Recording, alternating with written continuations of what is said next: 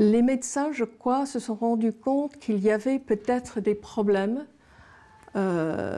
pour toucher les patients. Et on a contacté notre association pour nous demander si on pouvait aider à une recherche pour savoir comment les patients avaient vécu cette annonce et quelles étaient leurs idées pour améliorer ce moment de découverte de la maladie.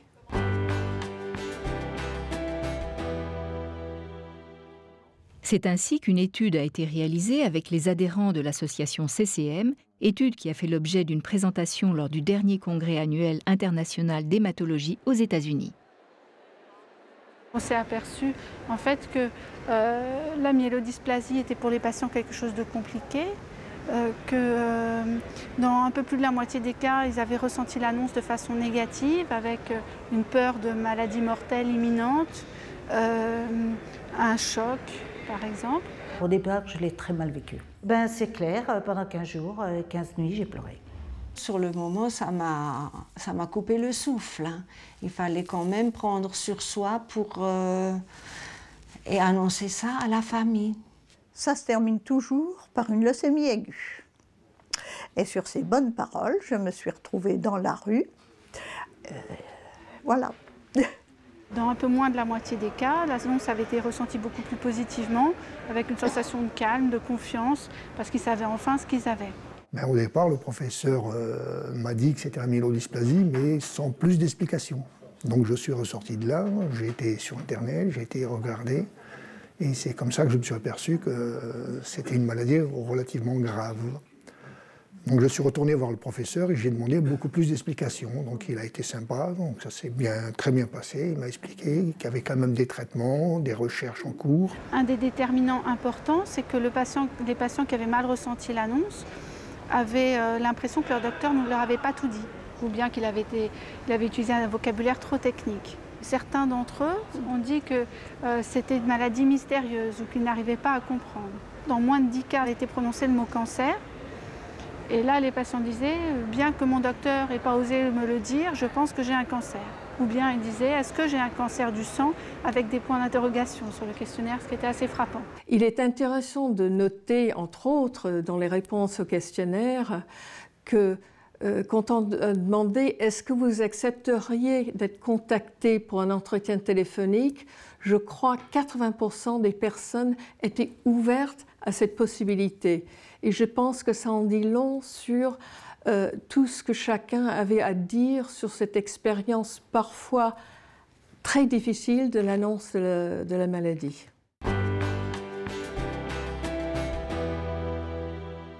Je crois que dans la vie quotidienne des malades, il y a toute une série de problèmes qui ne se posaient pas auparavant.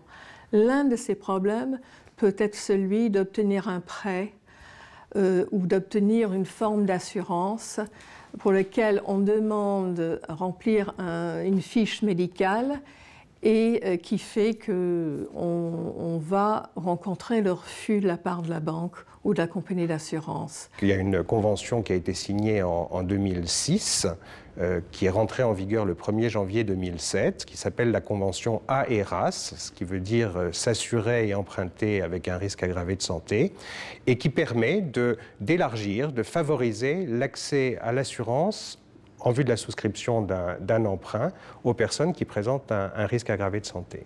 Sur les 9 premiers mois de l'année 2010, les assureurs ont reçu un peu plus de 3 millions de demandes d'assurance en vue de contracter un prêt.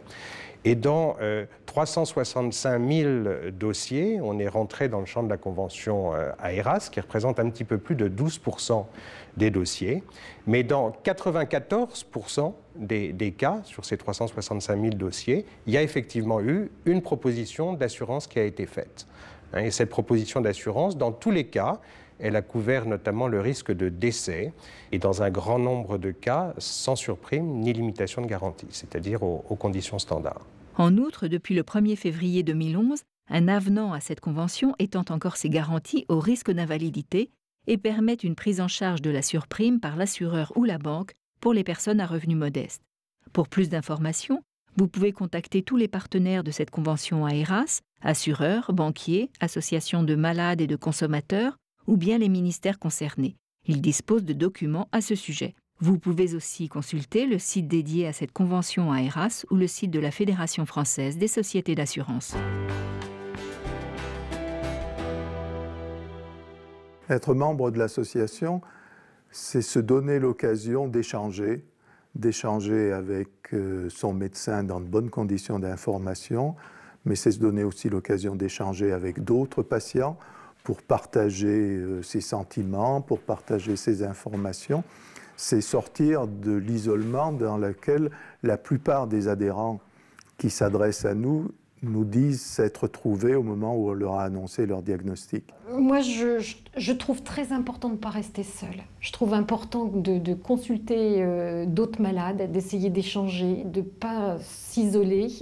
Je trouve important de faire très attention à son hygiène de vie et à essayer d'avoir psychologiquement peut-être aussi une prise en charge qui va faire qu'on va essayer de diminuer l'angoisse et puis enfin essayer d'expliquer aux proches qu'on a besoin d'être soutenu, on a besoin d'être entouré et qu'on a des passages à vide et que ces passages à vide font partie du quotidien, mais que c'est pas parce que ça va mal aujourd'hui que ça ira mal demain.